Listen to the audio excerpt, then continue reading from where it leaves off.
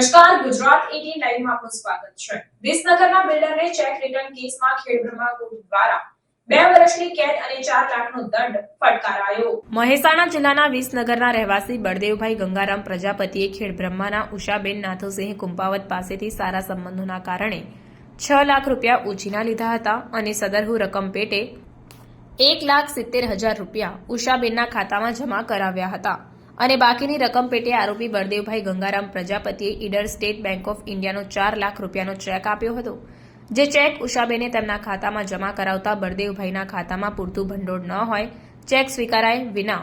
પરત ફર્યો હતો, જેથી ફરિયાદી ઉષાબેને બળદેવભાઈ ગંગારામ પ્રજાપતિ વિરુદ્ધ ચેક રિટર્નની ફરિયાદ દાખલ કરી હતી। ફરિયાદીના વકીલ વિરલ કે વોરાની દલીલોને નામદાર કોર્ટે ગ્રાહ્ય રાખી બળદેવભાઈ પ્રજાપતિને 2 વર્ષની સાદી કેદની સજા અને 4 લાખ રૂપિયાનો દંડ ચૂકવવાનો હુકમ કર્યો અને આરોપી દંડની રકમ ભરવામાં આનાકાની કરે તો વધુ 4 માસની કેદની સજા ભોગવવાનો હુકમ કર્યો હતો।